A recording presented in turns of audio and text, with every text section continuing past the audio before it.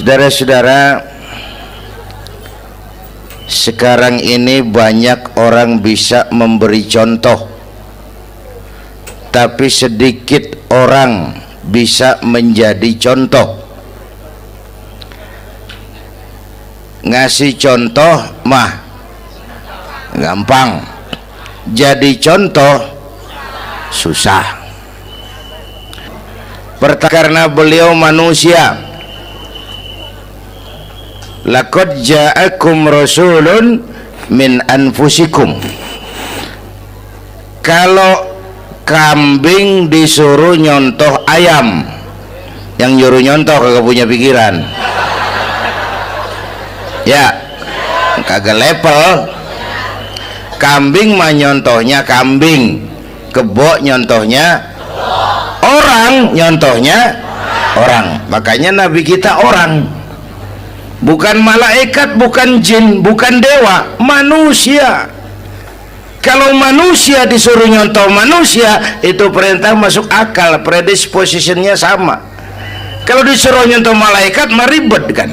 Malaikat bagaimana nyontohnya, dia mah tidur kagak, makan kagak, sama duit budak, sama perempuan kagak open, lah susah nyontohnya.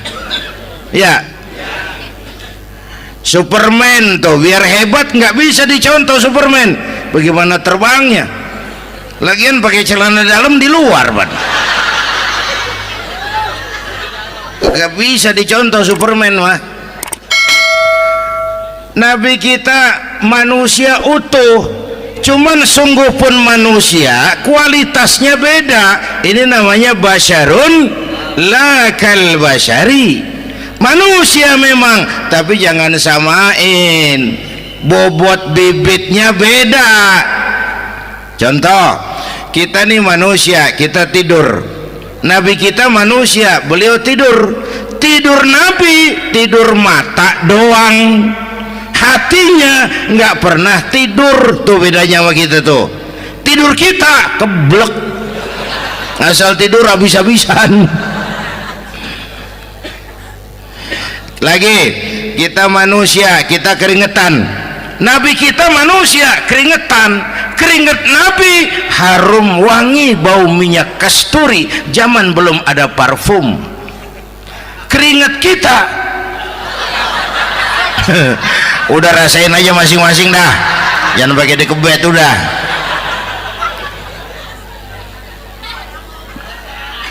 Contoh lagi, kita nih manusia nih, kita beludah nggak? Nabi kita manusia, beliau juga beludah. Ludah Nabi obat, ludah Nabi itu kan waktu mau hijrah kan sama Sayyidina Abu Bakar, sampai di Gua Sur, Sayyidina Abu Bakar bilang, saya turun duluan ke gua ya Rasul. Ngapain? Bersihin gua, takut ada binatang berbisa. Silakan turun. Sayyidina Abu Bakar bersihin gua, bener tuh, tangannya digigit kalajengking, sakit, ngebet, bengkak. Kalajengking Arab ya, emang di Arab kejadiannya. Herm nyaut aja bener, ditahan aja, udah aman ya Rasul, silakan turun. Lama-lama dalam gua berduaan kelihatan juga Sayyidina Abu Bakar mukanya pucat. Nabi tanya, mabalu kayak Abu Bakar? Abu Bakar kenapa? Nggak apa-apa. Berat meninggalkan Mekah? Enggak. Malas hijrah ke Madinah? Enggak. Takut diubur-ubur Quraisy? Orang kata enggak, itu mah enggak. Lah kenapa muka kamu pucat? Tangan digigit kalajengking. Ngapa nggak ngomong dari tadi? Saya nggak mau nyusahin Tuhan ya Rasul, biar saya tahan, asal jangan nyusahin Tuhan. Jangan begitu kau. Sini tanganmu, diambil sama baginda Nabi. Bismillahirrahmanirrahim. Cuh, diludahin, ringkes, sembuh saat itu juga. Ludah Nabi. Pengen tahu kita yang ludahin, bengkak campur koreng.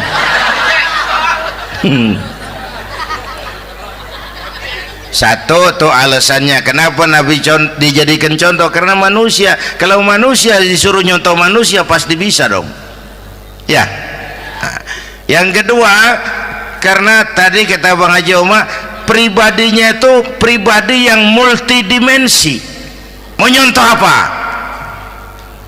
Pak, saya ini pengusaha Pak. Nabi umur 9 tahun udah ke Syria tuh, dagang lintas negara, Syam tuh. Saya jenderal Pak, Nabi mimpin tentara di medan perang Mas. Saya mau balik Pak, Nabi dakwah Bung. Saya guru Pak, Nabi ngajar Mas. Innama bu'istu mu'alliman, aku diutus sebagai guru, guru umat, guru bangsa. Saya politisi Pak, Nabi diplomat ulung Bung. Saya presiden Pak, Nabi mimpin bangsa dan negara Mas. Saya kepala rumah tangga Pak, Nabi punya anak bini Bang. Ayo lempengan mana dulu cari ngomong.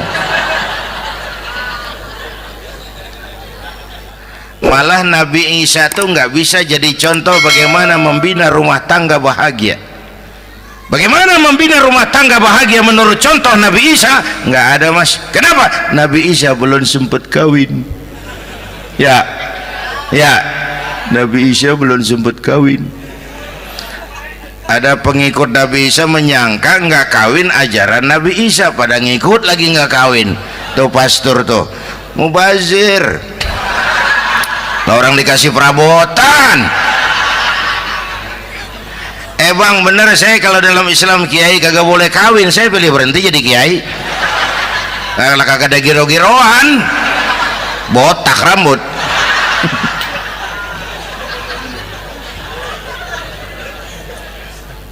Makanya Bang Haji Oma cerita poligami saya girang banget tadi. Bukan yang ngomong ahlinya soalnya.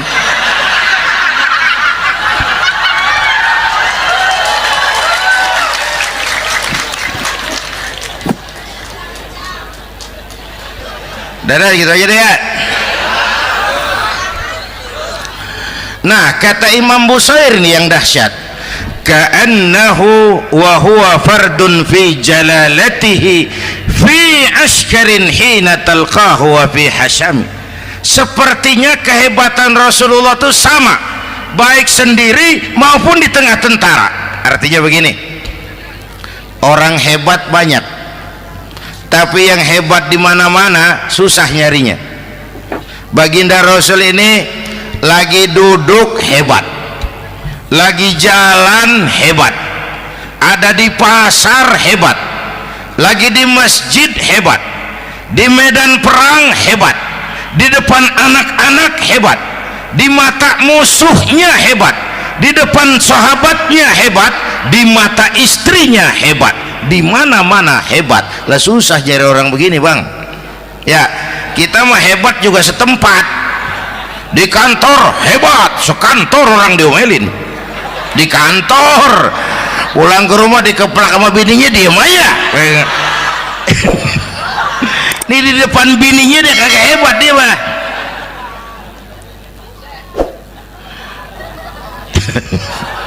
Oke, lalu kalau begitu soalnya apa yang mau kita contoh? Saya sampaikan 3 aja.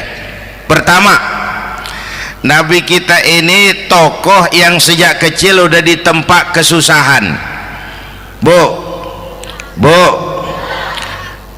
tadi kata Bang Haji, Islam mengangkat derajat kaum perempuan karena perempuan banyak melahirkan orang besar. Lihat Sayyidah Aminah, ibunda baginda Nabi, melahirkan anak pertama tanpa didampingi suami. Meninggal suaminya, sedih hatinya, remuk perasaannya, tapi tegar jiwanya. Dilahirkannya bayi bernama Muhammad, diasuhnya penuh kasih sayang, diantarnya menjadi orang besar dan memang dibesarkan oleh Allah. Itu contoh tuh Bu. Bilangin anak-anak tong, bocah Nabi ngangon kambing tong, sekolah tong, jadi orang gede. Baba lu tibang tamat SD, lu sarjana lu. Baba lu cuman jadi RT, lu jadi camat lu. Biarin malu baba lu, pala jadi kaki, kaki jadi pala, asal lu terus sekolah. Bu, anak sekolahin, gelang doang digedein lu. Nih kan kita Betawi nih pendidikan ngentengin banget kotaan. Udah dong, jangan tinggi-tinggi sekolah udah. Ngapa mak? Baba lu kagak sekolah hidup noh. Hidup dong, pun jamu monyet juga hidup. anak sekolahin.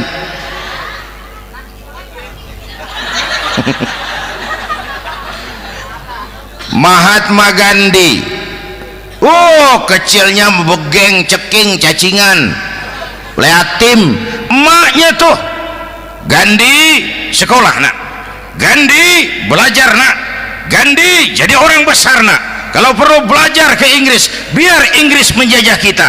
Gak apa-apa kau sekolah ke Inggris, tapi jangan jadi Inggris nak. Jangan pacaran sama bule, jangan sentuh minuman keras. Gandhi jadi orang besar. Mahatma Gandhi tumbuh karena dorongan emak. Mak, udah yatim. James Watt, Kang Bandrek. Emaknya tuh yang dorong tuh jadi orang besar.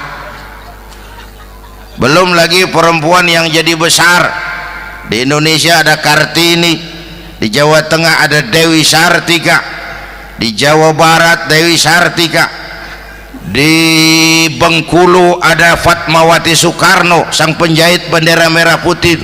Di Aceh muncul Laksamana Malahayati, disusul kemudian oleh Cut Nyadin, baru kemudian muncul Cut Koko, Cut Meme, Cut, ya udah tak cut lain dah.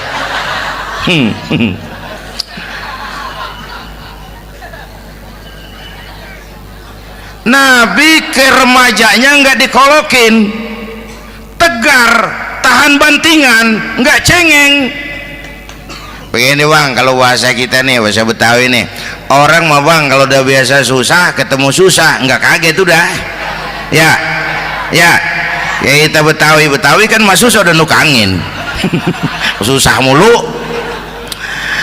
Saya santri nih biasa makan kangkung, datang ke rumah temen dikasih kangkung, makanan gue ini mat, dikasih daging ayam lah nambah. Emang apa? Orang mah kalau biasa susah enak nggak kagetan. Saya santri biasa tidur di masjid, disuruh nginep di hotel lah pules nggak? Tapi yang biasa tidur di hotel suruh nginep di masjid encok. Makanya kemarin tuh waktu menteri-menteri baru dilantik tuh saya ngarepin tuh, mudah-mudahan nih menteri ini begitu dilantik bacaannya nawaitu sauma ghadin. Lu pada niat puasa dulu dah, entaran. Puasa kan bukan kagak boleh, nunda doang, nunda puasa mah. Tempe boleh maghrib, tahu boleh maghrib, air kelapa boleh maghrib. Lu menteri pada mau naik mobil mewah boleh ntar kalau ekonomi udah mendingan, rakyat udah pada legaan napasnya. Ya sebab apa? Itu duit buat mobil para menteri kan duit negara. Duit negara kan duit rakyat. Duit rakyat kan duit gue juga, itu ada di situ. Gue bayar pajak. Sayangnya kebanyakan pejabat kita asal dilantik aja bacaannya Allahumma lakasumtu, niat buka puasa. Orang buka puasa kan kemaruk, apa jadi gares? Ya. Bu, jadi benar Islam mengangkat harkat, derajat, martabat kaum perempuan. Kata Bang Haji Umar tadi, dengar nggak tuh? Waktu Nabi ditanya, ya Rasul, siapa yang paling harus saya taati di dunia? Ibumu. Setelah itu ibumu. Setelah itu ibumu. Setelah itu bapakmu. Ibu 3 kali disebut, bapak. Coba pikirin, ibu 3, bapak 1 bapak. Ini bagaimana ngitungnya? Jadi kerok begini nih ngitung nih.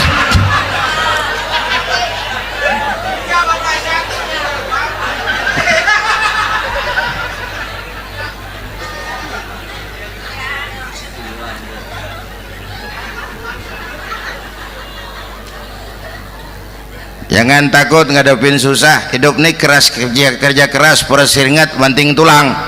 Ya Bu. Satu. Yang kedua, contoh dari Nabi, orang yang paling bersih hatinya Rasulullah, orang yang paling baik akhlaknya Rasulullah, orang yang bahkan sudah dapat jaminan ampun dari segala dosa Rasulullah. Tapi orang yang kalau sholat malam sampai bengkak kakinya karena rajin sujud Rasulullah.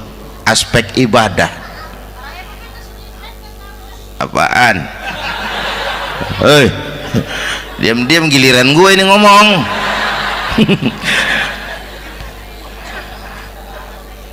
Lo ngomong lagi udah gue pulang. Canda neng. Udah gantian ya. Ya. Apaan urusan? Orang yang dosanya udah dapat jaminan ampun, kalau sholat malam bengkak kakinya karena rajin sujud. Saya tahu di sini juga banyak yang kakinya bengkak. Semurat. Oke. Kira-kira 3 minggu yang lalu saya menghadiri haul akbar Syekh Maulana Malik Ibrahim di Gresik, haul ke-609. Dari situ saya ke Surabaya ikut zikir sama keluarga besar Tarbiyatul Qulub. Waktu zikir saya terkejut, ada kalimat yang dibaca ratusan kali menyentak perasaan saya. Kalimatnya sederhana, kita hafalah, yaitu kalimat ana Abdullah. Dibaca ratusan kali, ana Abdullah, ana Abdullah, ana Abdullah, ana Abdullah. Buat saya itu menyentak karena memperteguh komitmen saya hamba Allah, saya hamba Allah. Itu mah Pak Zainuddin kan biasa, itu mah kita semua juga hamba Allah. Betul. Ayo kita bikin luar biasa. Saya mau tanya, Bapak Ibu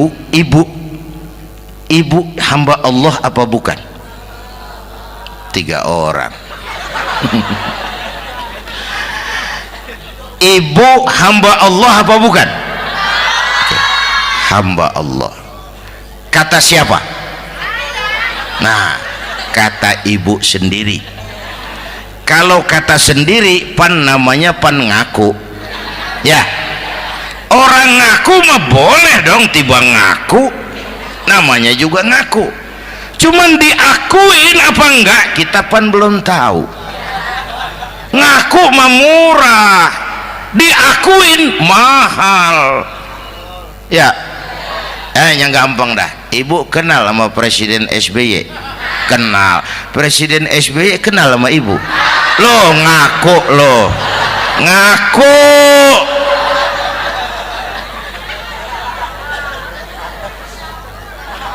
Saya hamba Allah, kata saya. Berapa banyak orang mulutnya hamba Allah, perbuatannya menyatakan dia hamba dunia, hamba harta, hamba jabatan, hamba setan, budak nafsu. Nggak sesuai ucapan sama perbuatan. Yuk jadi hamba Allah yang beneran. Jangan separuh-separuh. Kita mapan asal sakit mah hamba Allah. Ya Allah, ya Allah, lagi sakit, sehat ya dikit, keder, nyari masjid nggak ketemu.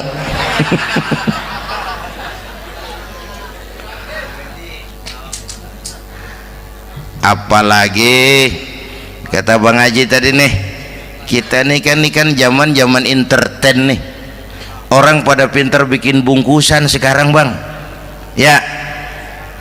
Abad entertain, orang pada bangun pencitraan. Tadi itu kiai sama dukun tipis bedanya. Dukun pada pasang iklan sekarang, ketik reg. Waduh, sampean lahir hari Selasa, nggak cocok di air, ono di hutan sono. Larang udah dagang es jadi berhenti, nggak cocok di air.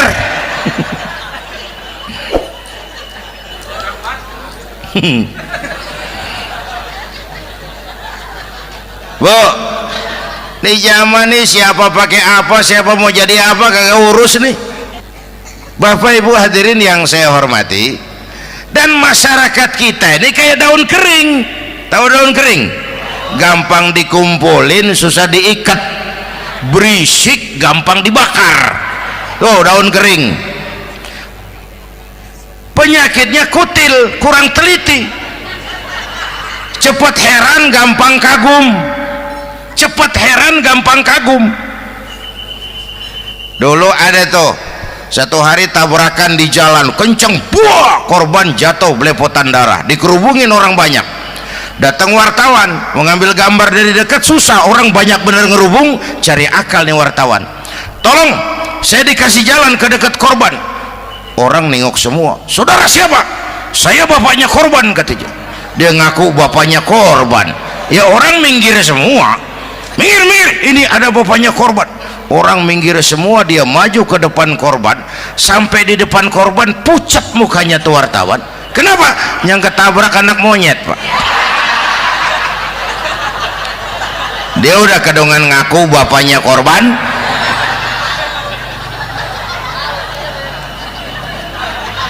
Bu, ini cerita pendek tapi pesannya lumayan nih. Kalau belum kenal bener mah jangan buru-buru ngakuin, ya. Dia kagak tahu yang ketabrak siapa, main ngakuin aja, saya bapaknya korban. Lu makan lu jadi bapak monyet sono lu. Makanya jagain kampung kita nih, jangan kemasukan yang aneh-aneh, ya. Nabi palsu, aliran aneh, ya ini bid'ah, itu bid'ah kuno yang kayak begitu. Capek kita ngurusin begitu, udah kelewatan, ya. Yang tahlil terusin, yang kagak suka nggak apa-apa, cuman jangan ngomelin yang tahlil. Orang tahlil juga pakai dalil. Yang mabok masih banyak, yang tahlil diomelin. Kita nih kayak kurang kerjaan, akhirnya rame turu-turu kita. Padahal yang harus kita kembangkan kan rukun antar umat seagama, rukun antar umat beragama, rukun antar umat beragama dengan pemerintah, kata Bang Haji Omar tadi. Rukun antar umat seagama, turu-turu kita muslim nih kudu rukun. Beda pendapat boleh, marahan jangan, ya. Tangan kanan sama tangan kiri juga beda, cuman rukun. Asal kiri gatal nih, kanan kagak diundang, dia datang aja nggak rukin. Nggak ada kiri gatal kanan ngomel, lu garuk aja sendiri, nggak dia mah akur, ya Bu.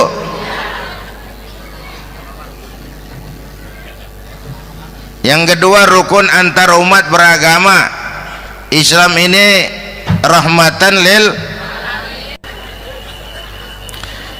Yang ketiga rukun antar umat beragama dengan pemerintah. Ini mah kita kan bermasyarakat sama juga sembahyang berjamaah, ada imam ada makmum, ya. Nih rakyat kalau jadi pemilih yang pintar ke depan, nah, mau milih wali kota kayak gubernur kayak presiden kayak. Sebab apa? Sholat berjamaah kan siapa makmum kagak penting, Bang. Makmum mah siapa aja boleh, ya. Tiba ngikutin dia mah, ngaji dia mah gimana kayak nggak ada bab pemilihan makmum, nggak usah. Makmum mah kagak usah dipilih, siapa aja boleh, ya. Bang, tuh orang budak, Bang, boleh jadi makmum. Bacanya kagak fasih, boleh jadi makmum. Ketinggalan satu rakaat, boleh jadi makmum. Tapi nggak tiap orang boleh jadi imam. Siapa yang dipilih jadi imam? Pertama a'lamuhum, kata Nabi.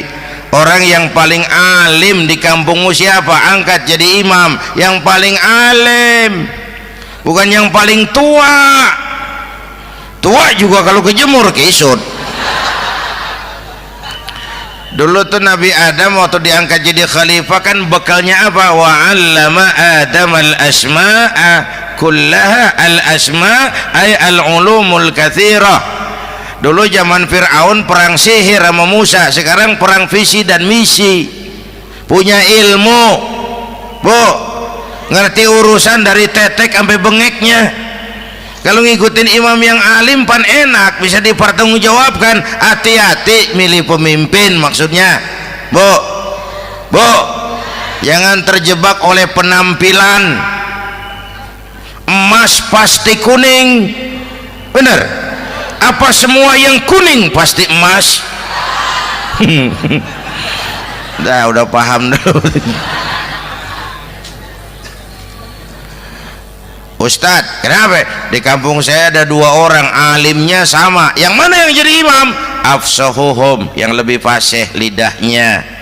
Yang satu alim pelok, yang satu alim kagak pelok. Nah, yang kagak pelok suruh jadi imam. Kenapa? Nggak sah orang fasih bermakmum kepada imam pelok. Ustadz, imam pelok, makmum pelok semua. Sah. Namanya kampung pelok, biarin. Susah diurusin udah itu. Apa sih artinya fasih? Yang enak deh, nyambung. Pegel kalau punya pemimpin kagak nyambung sama rakyat. Ya, rakyat mau yang ngidul deh ngalor, rakyat mau yang ngulon deh ngetan. Lah kan capek rakyat, kagak nyambung. Makanya kalau jadi imam pesan Nabi, idza amma ahadukumun nas falyukhaffif. Kalau kamu jadi imam, ringankan sholat kamu. Itu makmum nggak sama kekuatannya. Jangan panjang-panjang kalau jadi imam, kudu tahu keadaan makmum. Tuh makmum ada yang udah tua rentak, diri aja udah gemeter. Ada yang punya darah tinggi, kalau sujud kelamaan palanya ngebet. Ada yang udah janji tuh makmum habis sembahyang mau terima duit. Kalau imam kelamaan, kalau sodan makmum. Ya, nyambung. Jangan udah diangkat jadi imam saenake dewe. Sholat isya berjamaah, rakaat pertama selesai Fatihah Yasin. Makmum ikut mengikut, cuman bari ngancem. Besok gua tawiatin balik lagi udah. Kagak nyambung. Kalau nggak nyambung tuh capek, Bu. Jangan tersenyum kepada orang buta, jangan berbisik kepada orang tuli. Kagak nyambung. Orang buta diajak senyum, bagus sih maksudnya, cuman kan rada mubazir. Orang kagak paham. Cari pemimpin yang nyambung. Kalau emang masyarakatnya suka tahlil, cari pemimpin yang suka tahlil. Rakyatnya suka maulid, cari pemimpin yang suka maulid, supaya nyambung, kagak pegel kita.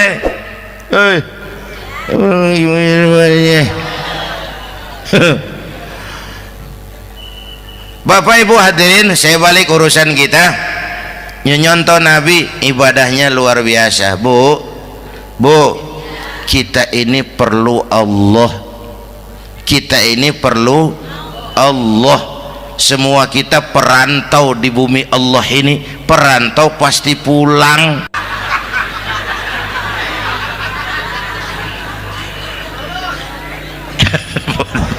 Bolot, bodoh kalau ada perantau. Dia sadar dia perantau tapi nggak pernah mikirin pulang. Lebih bodoh lagi mikirin pulang tapi nggak nyiapin bekal. Yang tadi Bang Haji Omah udah bilang tuh, muda mati ya. Kadang-kadang engkongnya segar banget, cucunya mati ya. Perantau mah mesti pulang. Sini mah kita ngendon doang, ngendon taran. Mula-mula pan Bang, kita mah tinggalnya jauh di alam arwah. Dari sana pindah ke alam rahim, alam kandungan emak nih. Pernah tinggal di situ 9 bulan tuh. Ada yang 2 tahun, yang keluar udah kumisan. Kelamaan ngetemnya itu.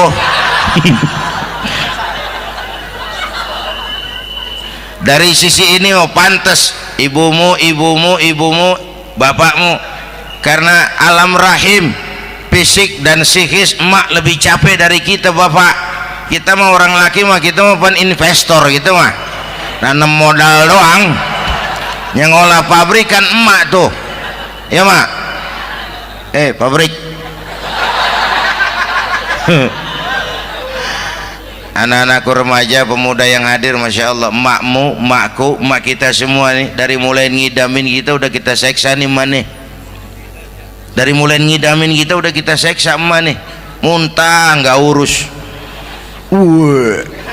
Mending ada yang dikeluarin mah enak, lega. Ini kagak ada apa-apanya. Bener mak.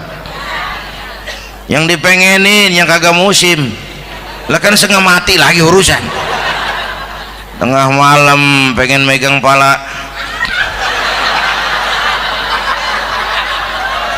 kereta, lu jorok bener lu, gue heran.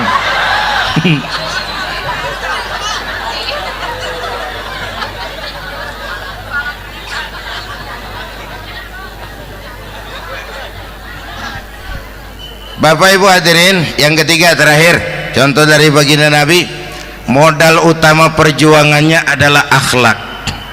Memperbaiki akhlak, pakai akhlak. Rasulullah ngajak, bukan ngejek. Rasulullah merangkul, bukan mukul. Rasulullah pakai argumen, bukan pakai sentimen. Tujuannya adalah kebenaran, bukan menang-menangan. Prinsip dakwahnya basyiru wala tunafiru, yassiru wala tu'assiru. Gembirakan orang, jangan ditakut-takutin. Mudahkan urusan orang, jangan dibikin sulit. Di masyarakat memang mendingan rakyat rendah berakhlak tinggi daripada pejabat tinggi berakhlak rendah. Dulu tahun 50-an orang kita kalau pergi haji ke Mekah 6 bulan. 6 bulan tuh orang udah pada lupa aja baru pulang. 6 bulan orang yang ada cuman kapal laut, Mekah Madinah onta, banyak rampok lagi di gurun pasir Baduy itu. Dulu orang tua kita belajar manasik, kalian belajar silat. Sekarang karena kemudahan kemajuan ilmu menciptakan Boeing memotong waktu 5 bulan, orang pergi haji cukup sebulan. Bapak Ibu hadirin yang saya hormati, oleh karena itu menjaga nilai-nilai akhlak itu penting. Kepada siapa kita harus berakhlak? Pertama, kita harus berakhlak kepada Allah. Bagaimana caranya? Jangan menyekutukannya dengan sesuatu pun. Yang kedua, jangan menyembah kecuali hanya kepadanya. Yang kedua, kita harus berakhlak kepada sesama tadi itu. Yang ketiga, kepada lingkungan. Saya dulu masih zaman ada almarhum kakek saya, engkong. Kampung saya banjir, air masuk ke rumah. Saya teriak, "Kong, banjir, Kong." Engkong saya ketawa, "Biarin, bukan salah air." Habis, salah lo. Salah kita bagaimana, Kong? Lah lo tempat air lo tempatin. Yang punya tempat datang ya kagak ngerti, ini tempat gua, ini di sini nggak pada lo, lah banjir. Engkong saya nggak makan bangku sekolahan, tapi wise pak. Air kan bukan musuh, air kan temen kan kudu punya tempat. Lalu kagak punya tempat, pantas kemana dengan ayam, banjir. Ya, dulu saya remaja ngaji babul istinja, kiai ngajar makruh buang air kecil di tanah berlubang. Saya tanya, kenapa makruh kiai? Pertama, untuk alasan kesehatan, siapa tahu di lubang yang kamu kencingi ada gas beracun. Kalau tidak kiai, kalau tidak maka artinya melindungi binatang yang ada di dalam lubang. Siapa tahu di lubang yang kamu kencingin ada semut sedang rapat membahas laporan Susno 2Ji. Apa dosanya lalu mati dikencingin? Ini namanya rahmatan li semut. Saya mau bilang alam sekarang tidak seramah dulu karena kita juga nggak ramah sama alam. Bapak Ibu hadirin yang saya hormati, padahal watak Islam rahmatan lil alamin.